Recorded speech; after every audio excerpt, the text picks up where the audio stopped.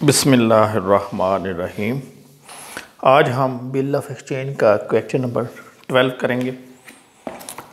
तो सबसे पहले हम रिक्वायरमेंट देखते हैं। Give general entries in the books of Asif. Asif की बुक में एंट्रीज करनी है और इसमें आसिफ क्या है? आसिफ सोल्ड गुड्स, आसिफ बेचने वाला है, ड्रायर है। तो आप स्टार्ट करें।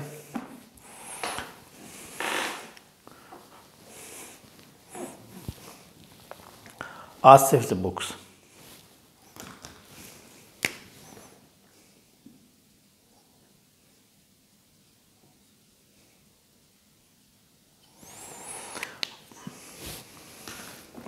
First January 2017।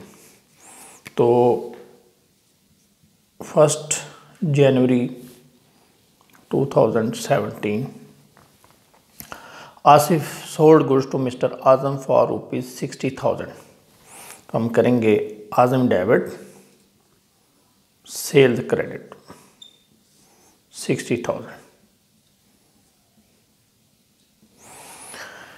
Azam paid ₹12,000 in cash and accepts 3 bills for balance.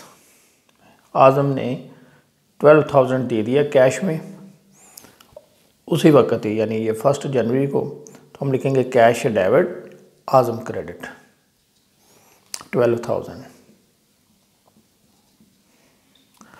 और जो बैलेंस है उसके 3 बिल दिए, बैलेंस कितना बचा? 60 में से ये 12 माइनस करें 48,000।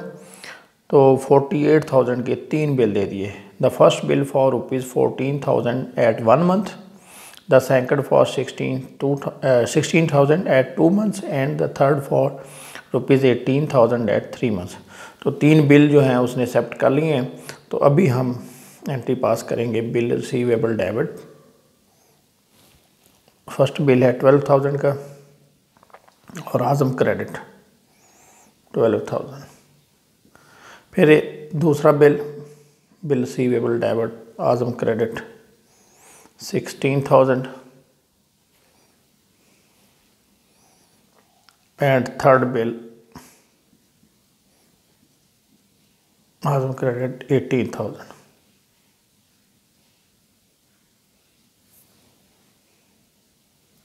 अभी ये देख लें आप, ये कितने पैसे बनते हैं। आज़म पेड फर्स्ट बिल 14,000, ये 14,000 का, सॉरी, इसको 14,000 कर लें। अभी आपने 48 पूरा करना है। तो ये ऐसा होगा 14 और 16 30 और 18 48 और 12 तो कैश दे दिया। तो ये एंट्रीज जो हैं ये 1 जनवरी को पास होंगी। आगे चलते हैं।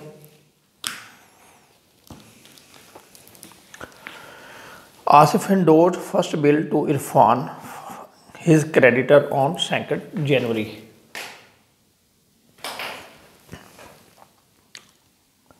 इन फुल सेटलमेंट ऑफ ₹14,200। आसिफ ने इरफान का 14,200 रुपये देना था। उसने क्या किया? पहला बिल दे दिया और फुल सेटलमेंट हो गई। फुल सेटलमेंट का मतलब कि खाता नील। तो आप क्या करेंगे? इधर लिखेंगे इरफान डेबिट, क्योंकि इरफान को दे रहे हैं जो फर्स्ट बिल है। और हमने इरफान के देने थे 14,200, लेकिन हम उसको ये वाला पहला बिल जो है वो दे रहे हैं। तो हम लिखेंगे बिल रिसीवेबल क्रेडिट। बिल इधर डेबिट है, जब दे देंगे तो ये क्रेडिट हो जाए, ये 14,000 से। अब देखें कि हमने उसके देने थे 14,200 और उसको दिए कितने हैं? 14,000। और ये जो वर्ड है फुल सेटलमेंट लिखा है, इसका मतलब तो ये है कि खाता नील हो गया, हिसाब बराबर हो गया। तो इसका मतलब ये है कि ये हमें उसने छोड़ दिए हैं, डिस्काउंट दे दिया है, जिसको हम कहते हैं कैश डिस्काउंट। ये आपका फर्स्ट बिल। ये भी 2 को, इसके साथ डेट लिख दें 2 जनवरी। नेक्स्ट है जी, discounted the second bill at his bank for ₹15,840। इसी वक्त ही, यानी डेट अलग से नहीं दी गई, यानी यही डेट चल रही है 2 जनवरी। उसी में लिखा है उसने बिल डिस्काउंट करवा लिया, ये वाला 2 बिल। तो क्या होगा? कैश आ जाएगा या बैंक कैश या बैंक, यहाँ पे लफ्ज़ बैंक यूज़ करें क्योंकि ये पिछले लेक्चर में बताया था कि बैंक जो है अपने जो कस्टमर है उन्हीं को, जिनका उनके पास अकाउंट हो, फैसिलिटी प्रोवाइड करता है। तो लिखेंगे बैंक डेबिट और डिस्काउंट करवाया है, डिस्काउंट डेबिट और बिल बैंक के पास चला गया, क्रेडिट हो गया। बिल है 16,000 का, बैंक कितने पैसे दे रहा है 15,840, और ये जो डिफरेंस है 15,840 का ये बैंक का प्रॉफिट है और हमारा ये एक्सपेंस है 16,000 माइनस 15,840, ये है 160। ये जी काम जो है उस वक्त हुए हैं। और तीसरे बिल का कह रहा है कि retained the bill third bill till maturity, ये यानी तीसरा बिल जो है ये वो ख़ुद अपने पास ही रखेगा। अब इसमें जो टाइम है वो याद रखें, ये जो पहला बिल है ये था 1 माह का, इसका जो टाइम था। दूसरा बिल जो था 16 वाला ये 2 मंथ्स इसका टाइम था, यानी 2 महीने का टाइम। और जो थर्ड बिल है इसका 3 माह का टाइम। अब आप देखें कि ये पहला बिल जो है ये ड्यू होगा, यानी यकम जनवरी है तो ये ड्यू होगा 3rd या 4th फरवरी को। आगे बढ़ते हैं, इसमें लिख रहा है the first bill is met at maturity, यानी ये पहला बिल जो है ये हमने इरफान को दे दिया था, इरफान को आगे से पैसे मिल गए, यानी ये जो इरफान है हमने ये जो बिल है ये दे दिया इरफान को। इरफान जो है वो आगे किसके पास गया, आज़म के पास। आज़म ने इसको पेमेंट दे दी, हमने इससे ले ली थी, इसको आगे से पेमेंट मिल गई, तो इसकी बुक में कोई एंट्री नहीं होगी। क्यों, इसने तो पैसे पहले ही ले लिए। अगर ये डिसऑनर होता तब ये एंट्री करता, वरना नहीं। The first bill is met at maturity, यानी अगर आपने बिल किसी को अगर ट्रांसफ़र कर दिया हो और उसको आगे से पेमेंट हो जाए तो इसका मतलब ये है कि मामला क्लियर हो गया, ओके हो गया, आपको भी पैसे मिल गए, अगली पार्टी को भी पैसे मिल गए। आगे the second bill is dishonoured, यानी ये जो दूसरा बिल है जो हमने बैंक को दिया था ये डिसऑनर हो गया। अब इसका टाइम देखें, ये 2 माह का बिल था, तो ये जनवरी फरवरी मार्च, यानी ये तकरीबन 4th मार्च या 3rd मार्च को ये ड्यू होगा। तो आप एंट्री पास करेंगे 4th मार्च को। इसमें क्या है कि the first second bill is dishonoured and ₹100 being paid as noting charges, यानी 100 रुपये नोटिंग चार्जेस लगें। अब क्या करेंगे हम ये पढ़ चुके हैं, जब भी बिल डिसऑनर होगा तो जिससे पैसे लेने हैं उससे मांगेंगे। हम तो आज़म को पकड़ेंगे क्योंकि ये बिल जो है आसिफ ने किससे लिया था, आज़म से। आज़म से बिल लिया था, एक्सेप्ट करवाया था, और इसको बैंक से डिस्काउंट करवा लिया था। अब हुआ यह है कि बैंक ने हमें पैसे दे दिए, ठीक है, और मुकर्रर तारीख को बैंक किसके पास गया, आज़म के पास। इसने पैसे नहीं दिए, आज़म ने, डिसऑनर हो गया, तो ये बैंक जो है आसिफ से मांगेगा, आसिफ आगे से मांगेगा। तो फिर क्या करते हैं हम, जिससे पैसे लेने हों उसका नाम डेबिट, ये क्या करेगा, आज़म का नाम डेबिट कर देगा, और इसने बैंक से पैसे पहले ले चुका है तो ये अब बैंक को पैसे देगा, तो इधर लिखेंगे बैंक क्रेडिट, यानी जिससे पैसे लेने हैं उसका नाम डेबिट और जिसको देने हैं उसका नाम क्रेडिट।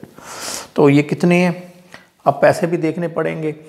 बिल जो है ये था 16,000 का, लेकिन इसके ऊपर जो है वो 100 रुपये ₹100 being paid as noting charges, 100 रुपये नोटिंग चार्जेस लगा, वो भी कौन बर्दाश्त करेगा, आज़म बर्दाश्त करेगा। बैंक ने दे दिए हैं, बैंक हमसे ले लेगा और हम आज़म से लेंगे, तो ये इस एंट्री पास होगी 16,100 की, 16,100। ये 4th मार्च को एंट्री पास हुई। आगे बढ़ें, Asif charges ₹300 for interest and draw on Azam a 4th bill for the amount at 3 months।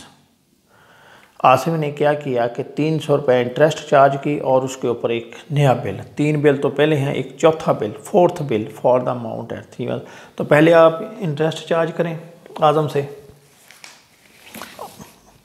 आज़म का नाम डेबिट कर दें, आज़म डेबिट और इंटरेस्ट क्रेडिट। कितनी है ये इंटरेस्ट अभी अब निकालनी पड़ेगी, बल्कि उसने खुद ही बताया 300, तो हम 300 से चार्ज करें।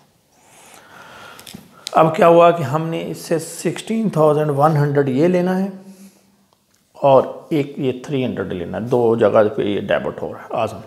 अब हम क्या करेंगे, जो है इससे एक नया बिल ले लेंगे, लिखेंगे बिल रिसीवेबल डेबिट और आज़म क्रेडिट 16,400, 16,400। ये एंट्री इसके बाद होगी, इस एंट्री के बाद। फिर आगे देखें क्या हो रहा है।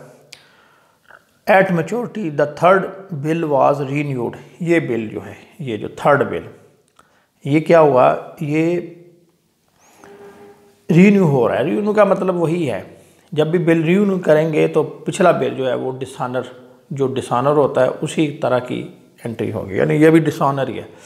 रीन्यू का मतलब ये है कि मुकर्रर तारीख आई, उसके पास पैसे नहीं थे, तो बात वही होगी डिसऑनर वाली। डिसऑनर में यही होता है कि मुकर्रर तारीख पे वो पेमेंट नहीं करता। इस रीन्यूअल में क्या होता है कि वो नई बारगेनिंग हो जाती है, नया टाइम सेट हो जाता है।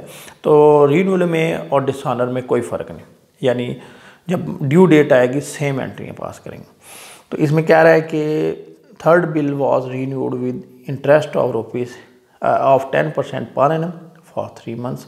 तो क्या करेंगे हम, पहले इस बिल को, जो हमारे पास थर्ड बिल पड़ा हुआ है, इसको डिसऑनर करेंगे।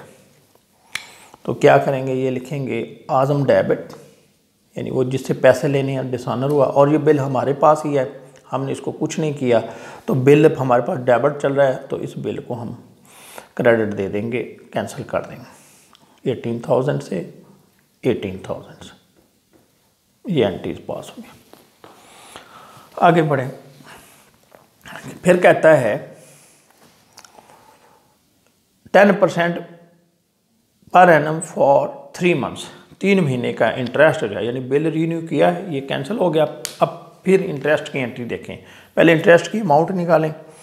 हमने उससे लेना है 18,000 रुपये, ठीक है, और 10% इंटरेस्ट रेट है, और बिल का टाइम कितना दिया, 3 मंथ, 3/12।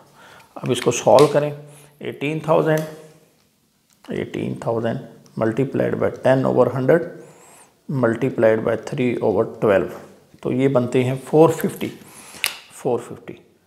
अब हम पहले इंटरेस्ट डाल देंगे आज़म के खाते में, आज़म डेबिट कर लेंगे इस बिल का, आज़म डेबिट, और ये एंट्री कब पास होगी, ये देखें, ये 3 महीने का बिल था, इसमें 3 महीने ऐड कर दें, जनवरी, फरवरी, मार्च, ठीक है, और 4 अप्रैल के करीब जाकर ये जो है ना वो एंट्री पास होगी, 4 या 3 अप्रैल का। 3 दिन जो है वो ग्रेस डेज होते हैं, 3 अप्रैल 17, और उसी वक्त ही ये काम करना है हमने, आज़म को डेबिट कर दें और इंटरेस्ट 450। अब देखें हमने आज़म से कितने पैसे लेने हैं, आज़म डेबिट 2 जगह डेबिट हो रहा है, तो ये बन जाएंगे 18,450। हम एंट्री पास करेंगे बिल रिसीवेबल डेबिट और आज़म क्रेडिट 18,450, ये एंट्री भी होगी। The 5th bill was duly accepted, यानी ये जो बिल है ये 5th है, ये 3 बिल ये थे, चौथा बिल ये है और 5वां ये है, ये एक्सेप्ट हो गया, तो हमने ये एंट्री पास कर दी, बिल रिसीवेबल डेबिट और Azam credit. The 4th and 5th bill were met on maturity. तो अब क्या हुआ कि ये जो बिल हैं वो अपनी मैच्योरिटी डेट पर मेट हो गए। तो पहला बिल जो है उसका टाइम देखें, ये बिल जो है ये कब हुआ था, ये 4 मार्च को, तो इसमें, और ये तीसरा बिल था 3 माह का, मार्च, अप्रैल, मई, तो ये जून में जाकर ये बिल जो है वो ड्यू हो जाएगा, यानी 5 या 6 जून को। तो इधर वो जो है मेट हो गया अपनी मुकर्रर तारीख को, तो हम 5 जून को 2017 को एंट्री पास करेंगे कैश डेबिट, और ये वाला जो है बिल ये ड्यू हो जाएगा कैश डेबिट और बिल रिसीवेबल क्रेडिट 16,400 16,400। और पांचवा बिल जो है ये अप्रैल में था और इसका टाइम भी 3 महीने है, तो ये अप्रैल मई जून जुलाई, ये जुलाई में जाकर ड्यू हो जाएगा। इसी तारीख को ही 5 के करीब 5 जुलाई को हम एंट्री पास करेंगे कैश डेबिट और बिल रिसीवेबल क्रेडिट, और अमाउंट क्या है 18,450 18,450। ये जी आपके तमाम एंट्रीज जो हैं वो कंप्लीट हो गए। आखिरी लाइन देख लें, the fourth and fifth bills were met on maturity. Met on maturity का मतलब ये होता है कि जब मैच्योरिटी डेट आए, ड्यू डेट आए, तो वो जो उसने एक्सेप्ट किया हुआ है कि भी मैं पेमेंट कर दूंगा, तो वो अपना जो प्रॉमिस है पूरा कर दे, उसको हम कहते हैं मेट। यानी बिल की दूसरे लफ्ज़ों में, आसान लफ्ज़ों में, कि अगर मुकर्रर तारीख को बिल की अदायगी कर दी जाए तो उसको हम कहते हैं मेट ऑन मैच्योरिटी। उम्मीद है आपको ये सवाल समझ आ गया होगा। अगर कोई कन्फ्यूजन हो तो कमेंट्स में पूछ सकते हैं। Thank you very much.